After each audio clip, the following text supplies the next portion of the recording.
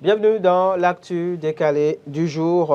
J'ai signé ce jour avec les chefs d'État du Burkina Faso, du Niger, la charte du Liptako Gourma, instituant l'Alliance des États du Sahel, a écrit le colonel Assimi Goïta sur X le week-end écoulé, président de la junte au pouvoir au Mali.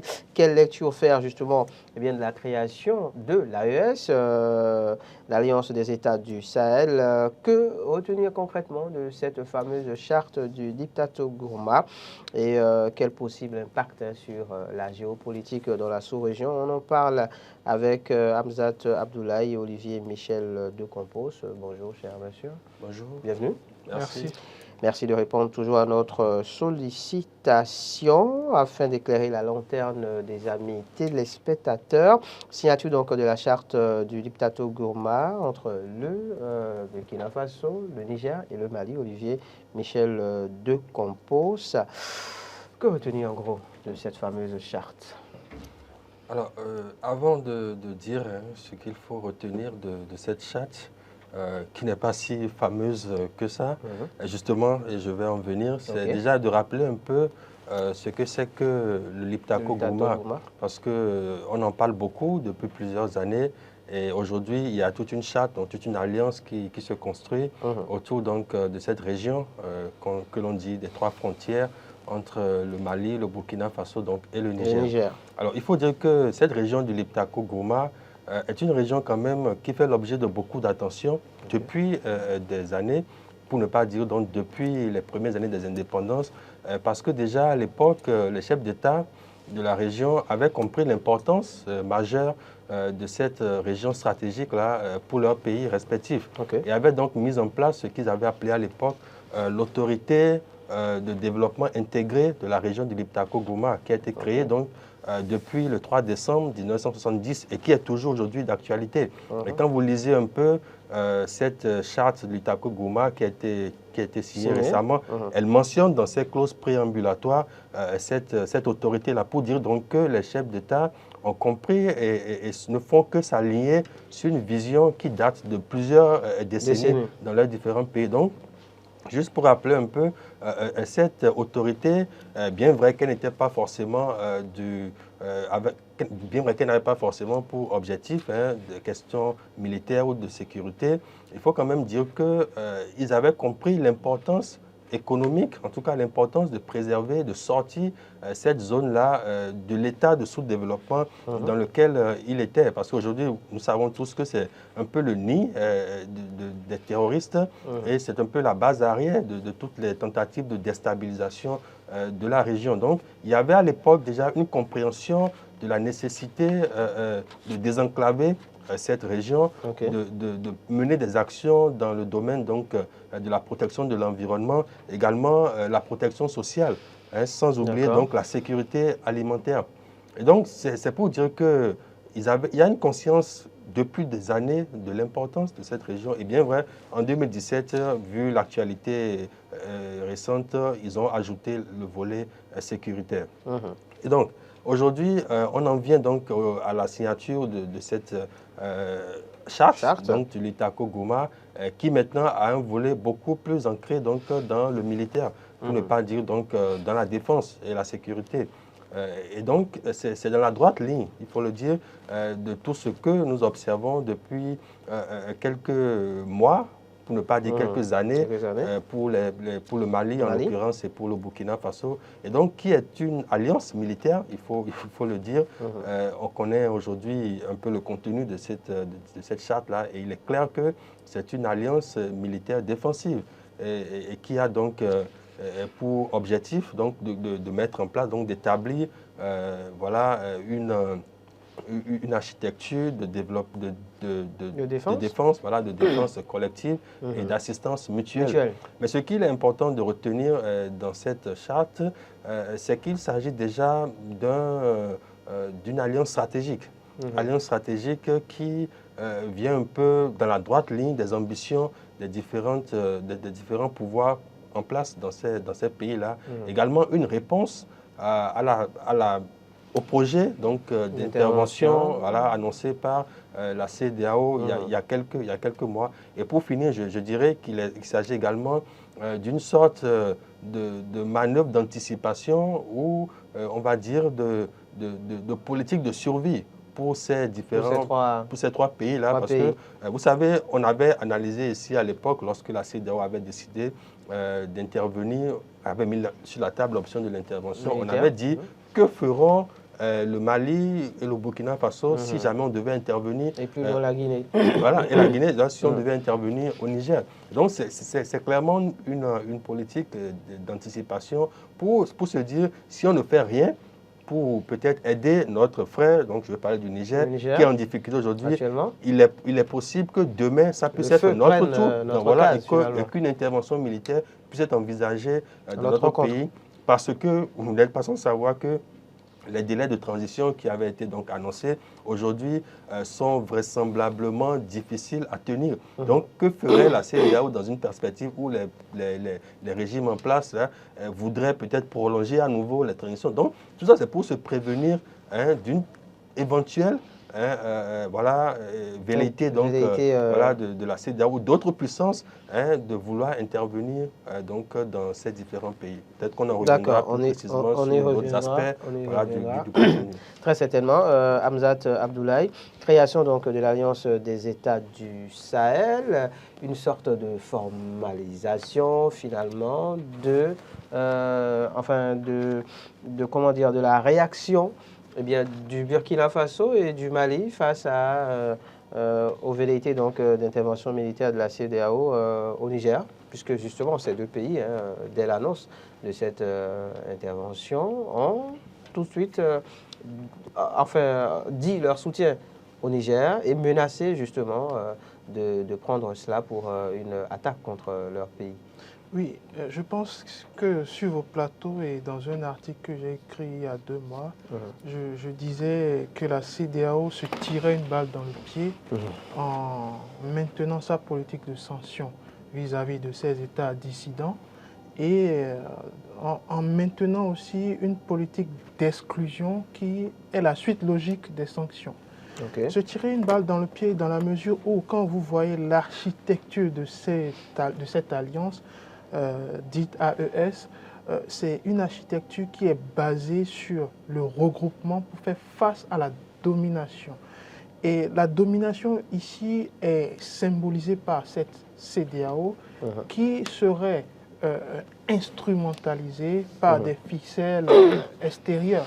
Ce qui peut se comprendre parce que quand vous prenez l'archétype du financement de plusieurs organisations sous-régionales et au sein du continent et parfois même au sein de la sous-région, vous allez vous rendre compte que c'est plus des outils qui sont, des outils financiers qui proviennent généralement de l'Occident. Donc c'est des choses qui peuvent être compris.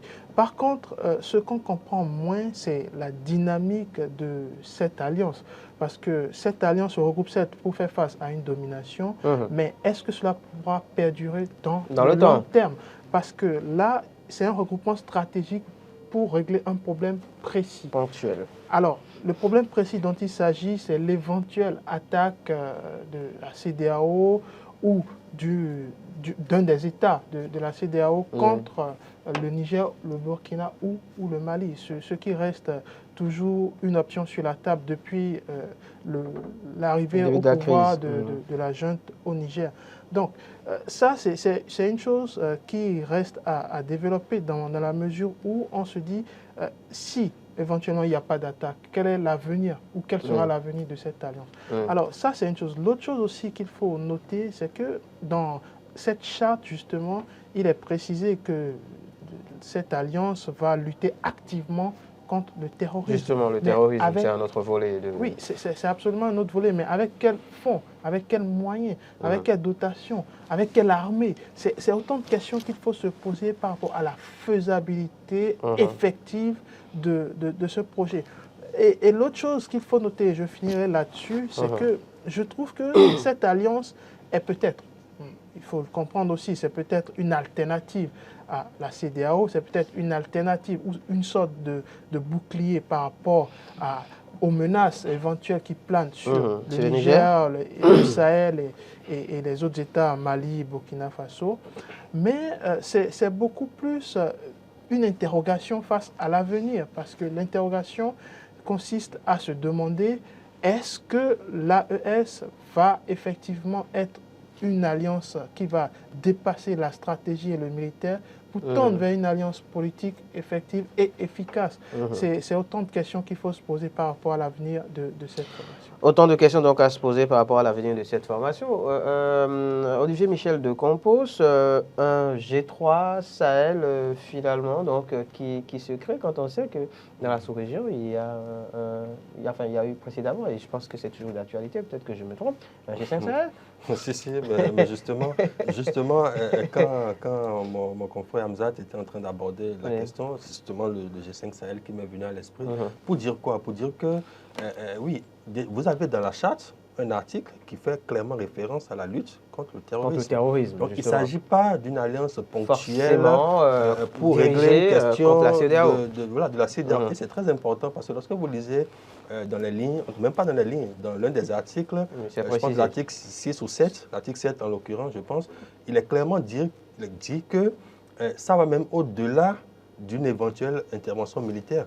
Même en cas de rébellion interne, il y a possibilité pour l'un des pays. L'armée nigérienne se retrouve par exemple au Mali. Pour aider. Donc c'est pour dire quoi? Imaginez-vous, comme cela est souvent le cas, où on fomente des rébellions, où on soulève certaines populations pour revendiquer certaines choses. Ça voudrait dire que même à ce niveau-là, il y a possibilité pour ces pays-là de se soutenir et d'aller contre cette velléité. Alors, donc, ça, c'est pour dire que ce n'est pas forcément quelque chose de ponctuel. Il ne faut pas forcément voir ça comme ça. Tout dépendra, cependant, de la volonté politique des différents États, des trois pays, à vouloir véritablement faire de cet instrument-là quelque chose de durable dans le temps. L'autre élément, c'est la question des fonds, puisque vous parlez tout à l'heure du G5 Sahel. Le G5 Sahel, déjà, c'était une initiative plus occidentale, en l'occurrence française, qu'africaine. Et vous avez vu toutes les difficultés, tous les problèmes que ce mécanisme a eu à fonctionner. D'ailleurs, qui n'a presque jamais fonctionné. Parce qu'on a toujours dit qu'il n'y avait pas de moyens pour faire fonctionner. Alors que, peut-être je fais un petit parallèle, on a vu tous les milliards qui ont été immédiatement déboursés en Ukraine pour aider ce pays. Donc, c'est pour vous dire, cette géométrie variable, ces façons de faire, deux poids, deux mesures, montrent une seule chose, c'est que nous devons nous-mêmes, en tant qu'Africains, en tant que pays souverain, prendre en main notre destinée, prendre en main nos dépenses ou nos obligations de souveraineté nos missions régaliennes. Et la sécurité, la défense en font partie. Et donc, lorsque vous observez un peu ce qui s'est passé tout récemment au Burkina Faso, lorsque les autorités ont décidé de lever des fonds pour mener la guerre contre le terrorisme, vous avez vu le nombre de milliards auquel on a pu aboutir en l'espace de quelques mois. Cela veut dire quoi? Cela veut dire que lorsque les États se mettent dans une dynamique assez productive, assez constructive pour faire quelque chose, ils ont les capacités, ils ont tout ce qu'il leur faut pour pouvoir le faire. Vous avez affaire à des pays quand même qui sont immensément riches.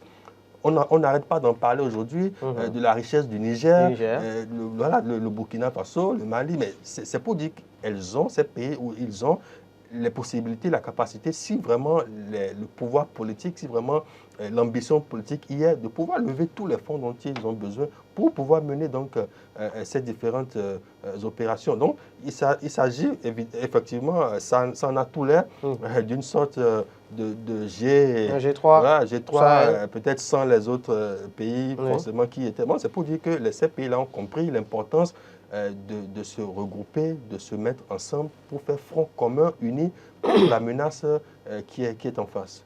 La menace qui est en face, alors il y a deux sortes de menaces finalement. Oui, les velléités d'intervention militaire de la CEDEAO, mais également la crise sécuritaire dans le Sahel, justement. Quel impact est-ce que la création de ce G3 Sahel, donc de cette alliance des États du Sahel, peut avoir sur cette crise sécuritaire dans le Sahel, selon vous? Avant d'aborder cet aspect sur l'impact sur, justement, la crise sécuritaire, la lutte contre le terrorisme. Je trouve que l'instauration de cette institution va fragiliser les institutions sous-régionales. Je pense notamment à la CEDEAO. Allons-y, j'allais y venir. Je pense au G5, je pense également à l'initiative d'Accra qui impliquait d'une façon ou d'une autre ces pays du Sahel au sein de la question, enfin au sein de cette épineuse question de la sécurité sous-régionale et liée à cette périphérie. Mais c'est autant de choses qui montrent une nouvelle fois que successivement, la CEDEAO, le G5 Sahel ou l'initiative d'Accra n'ont pas atteint leurs objectifs d'une façon ou d'une autre. C'est vrai, en évoquant la CEDEAO, il ne s'agit pas que du maintien de la paix ou de la sécurité. La CEDEAO, c'est beaucoup bien d'autres aspects, notamment économiques, politiques, etc. Mais en ce qui concerne la sécurité, en ce qui concerne la lutte contre la sécurité, je pense, et cet avis est partagé par beaucoup de personnes, que ces institutions sous-régionales ont échoué. Alors, quel est l'avenir donc de cette alliance vis-à-vis de la lutte contre le terrorisme? Alors, il n'y a pas deux alternatives. Soit ça marche, soit ça échoue. Et pour que ça marche, je continue de le redire, c'est une question de finances. On ne peut pas aller au front sans être suffisamment outillé financièrement. Ça, c'est une chose. La deuxième chose, sans une stratégie, parce que moi, je suis contre l'opportunisme, je suis contre les stratégies militaires opportunes qui naissent du jour au lendemain. Ce type de stratégie. C'est l'impression que vous avez dans le cas d'espèce? Non, prenez un peu l'histoire en réalité. Quand vous vous alliez, quand vous vous réunissez face à une domination, et que c'est spontané, c'est très bien que ce soit spontané. C'est très bien qu'il y ait une cause à défendre. Mais quand il n'y a pas une ligne directrice, quand il n'y a pas une stratégie, je pense que ça va droit dans le décor. Mais pour l'instant, on peut encore considérer que cette alliance a de très belles perspectives devant elle et que les dirigeants de ces États ont effectivement l'envie et la volonté de faire changer les choses. Une chose est certaine, il ne suffit pas d'avoir de la volonté pour faire changer les choses. Il suffit vraiment de mener des actions concrètes dans ce sens pour que la lutte contre le terrorisme soit une réalité au sein de cette région. L'autre chose aussi qu'il faut marquer, c'est que ces régions ne font pas que face à la lutte contre le terrorisme. Il faut aussi face à une implosion de l'intérieur. On parle de l'Azawad aujourd'hui. L'Azawad aussi, justement, le Liptako fait partie, donc c'est assez symbolique en réalité. Parce que Liptako, c'est déjà la région des trois frontières. Et l'histoire nous montre une nouvelle fois que cette région des trois frontières est soumise à des velléités, je vais dire, de lutte indépendantiste, des mouvements de sécession ou de revendication d'une indépendance, des Touaregs avec le mouvement Azawad dans cette région. Donc, ce n'est pas qu'une lutte contre le terrorisme, c'est aussi une lutte pour le maintien de la souveraineté au sein de ces trois États. Et il est certain aussi, parce qu'avec les différents éléments qui nous proviennent du Mali, qu'il y a des affrontements entre l'État et, bien entendu, les militaires, avec la partie nord des mouvements de revendication et indépendantistes qui prolifèrent. Donc, il y a un affrontement qui est certain. La question est de savoir, aujourd'hui, est-ce que l'Alliance des États du Sahel peut activement, parce qu'une chose est de le dire, une chose est d'écrire dans les chartes, etc., mais l'autre chose est de pratiquer sur le terrain la coercition contre ces mouvements rebelles et ça menace de manière générale. Exactement. Donc, moi, je trouve que la tâche est ardue. Ça ne va pas du tout être simple. C'est très bien les déclarations, c'est bien de montrer de la volonté, mais ça ne suffit pas pour autant. Il en faut beaucoup plus. L'avenir, c'est de se demander, et je finis là-dessus, quel sera l'avenir de ces institutions sous-régionales. Est-ce qu'ils vont changer de fusil d'épaule, notamment la CEDEAO? On parle d'une intervention au Niger imminente, on parle de sanctions, on parle d'éviction, on parle de suspension. Est-ce que la CEDEAO, au même titre que les institutions sous-régionales, vont devoir ou seront obligées de changer de fusil d'épaule? Et il faut noter que l'histoire n'est pas... n'oublie pas en réalité, l'histoire n'oublie pas. Donc, même si la CEDEAO change aujourd'hui d'épaule, il y a une fissure qui est là, il y a une cassure qui s'est installée. Ça va être compliqué de repartir sur les mêmes bases. Un risque de désintégration finalement de la CEDEAO qui se précise de plus en plus. Peut-être, Olivier Michel de Compos, l'impact justement donc, sur la géopolitique justement dans la sous-région pour parler de la création de cette fameuse alliance? Oui, avant d'aborder la question de l'impact sur la géopolitique, qui est aussi très important, il faut quand même reposer certains fondamentaux pour juste rappeler quand même que lorsque mon confrère Hamzat parlait de la question des moyens, voilà, de la dotation et tout, moi je continue de penser et de croire qu'il y a ce qu'il faut lorsqu'il y a de la volonté politique pour pouvoir le faire. Vous n'êtes pas sans savoir, on a tous observé la montée en puissance des différentes armées, en l'occurrence celle du Mali et du Burkina Faso, qui ont acquis quand même en l'espace de quelques mois un certain nombre de matériels qu'ils n'avaient pas en des dizaines d'années. Et donc aujourd'hui, sur le point de vue... Avec le soutien de la Russie notamment. Avec le soutien de la Russie notamment et d'autres pays. Et donc aujourd'hui, on peut déjà entrevoir quand même une sorte de capacité de ces États-là sur le plan militaire. Ça, c'est très important de le soulever. Deuxième élément, c'est que vous avez également observé les liens qu'il y avait eu tout au début, entre le Mali et le Burkina Faso pour la lutte contre le terrorisme, qui avait quand même produit des résultats assez intéressants. Il y avait eu des échanges d'informations, il y avait eu des attaques menées en coordination avec les deux armées pour lutter donc contre ces groupes armés terroristes. Donc c'est pour dire qu'il y a déjà un début de synergie, de coordination entre ces forces-là.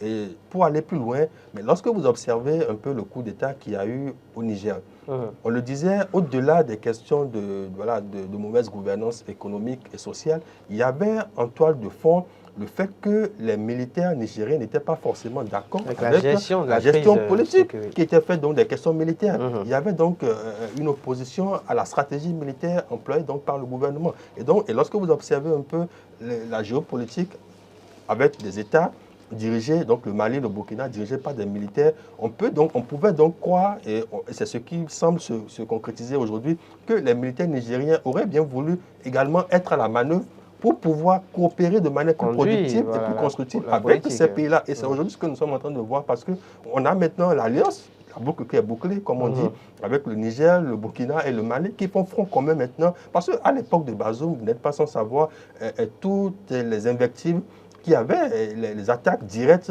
Mais comment vous pouvez mener une lutte de cette manière-là lorsque le Niger, le Mali et le Burkina ne s'entendent pas? C'est quasi impossible.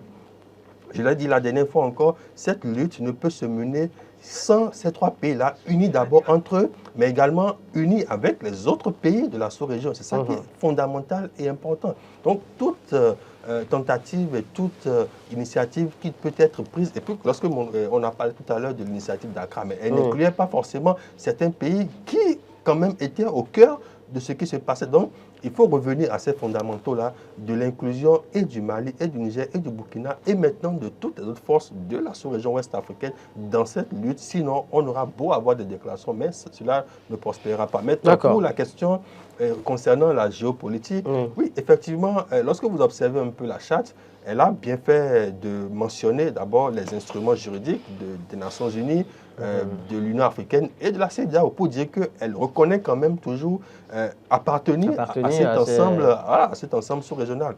Mais il est évident qu'il y a une dynamique qui est en cours, et il appartiendra aux autres États, soit de comprendre, on ne demande pas forcément de s'aligner sur cette dynamique-là, mais au moins de la comprendre et de commencer par voir quelles sont les politiques qui peuvent être mises en œuvre pour pouvoir également véritablement en saisir le bénéfice le plus important. Parce qu'aujourd'hui, vous avez le Mali, le Burkina, le Niger qui ont pris l'option de s'unir pour faire front commun contre toute menace, qu'elle soit terroriste ou d'où qu'elle vienne.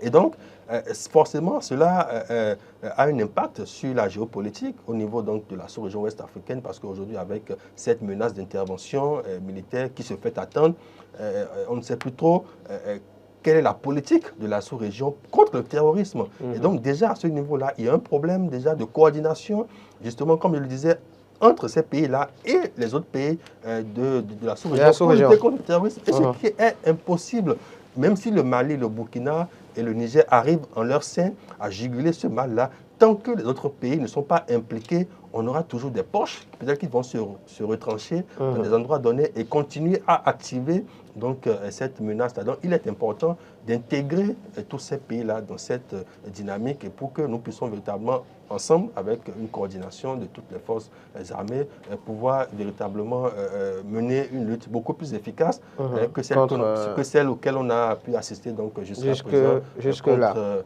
le terrorisme. Et pour finir, je dirais, mais mon confrère le disait tout à l'heure, oui, la tâche est ardue, elle est difficile. Et d'ailleurs, la France même n'y est pas arrivée à bout, d'où tout ce que nous observons aujourd'hui. Donc, ce n'est pas pour dire que c'est une tâche facile à mener. Elle est difficile et c'est parce qu'elle est difficile qu'elle a besoin d'être menée de manière coordonnée avec toutes les forces possibles, au lieu de disperser les énergies à parler d'intervention, disperser les énergies à d'autres faits. Et peut-être il serait plus intéressant de les orienter vers une lutte coordonnée contre le terrorisme. Et je finirai là-dessus. Il n'y a pas que la lutte militaire, il faut toujours le rappeler. Il y a également l'aspect économique, l'aspect social, mais qui est très important. Qui n'est pas forcément pris en compte qui n'est pas forcément dans cette charte, si je ne m'abuse. Oui, parce qu'il y a d'autres instruments.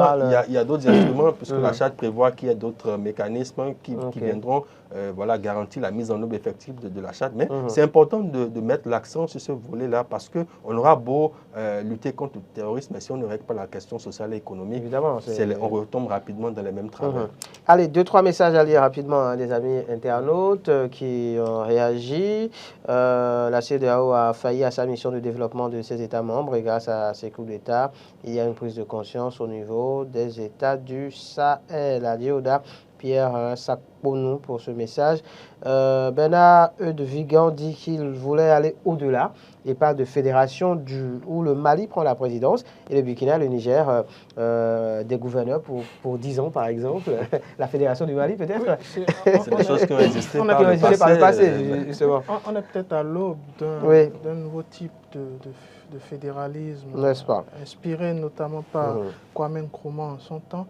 Mais on en est bien loin parce que l'archétype que propose l'AES n'est pas forcément ce que pensait Kwame Nkrumah ou Nnamdi Azikiwe, qui eux ne sont pas des militaires, qui eux sont des politiques et ont pensé un panafricanisme plus social, un panafricanisme plus politique et politiquement correct d'ailleurs, et moins militaire et axé sur la force. Donc, je pense qu'on n'en est pas du tout prêt par rapport à ce type de commentaire qui veut montrer que oui, l'Afrique veut se fédéraliser ou veut se fédérer.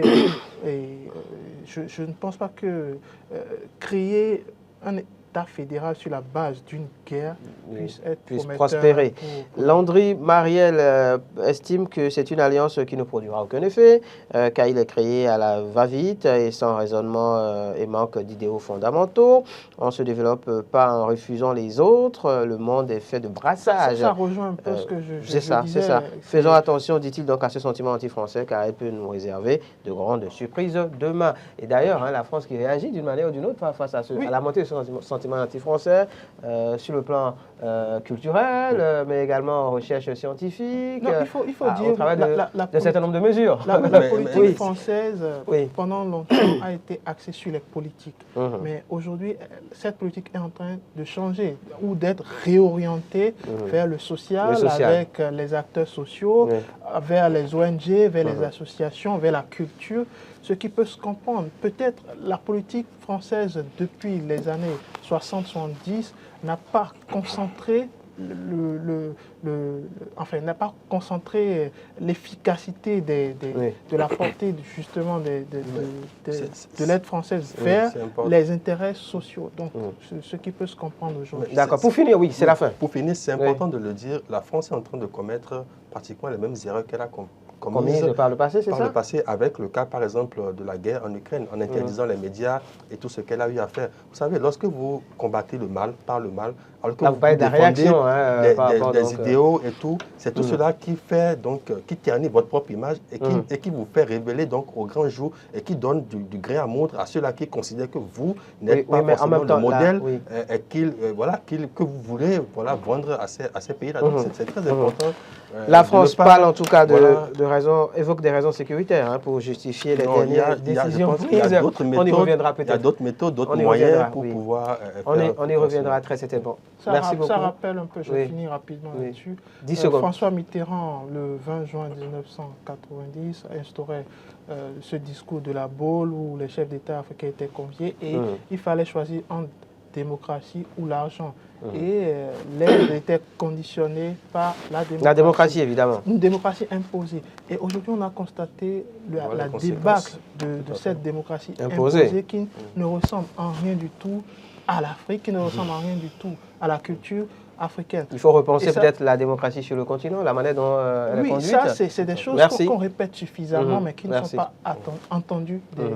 Merci beaucoup à vous, Olivier Michel de Campos. Merci à vous, Hamzat Abdoulaye. Je vous rappelle que vous êtes consultant analyste géopolitique. On s'intéressait donc à la création de l'Alliance des États du Sahel, lecture géopolitique. Bon suite de journée à chacun et à tous.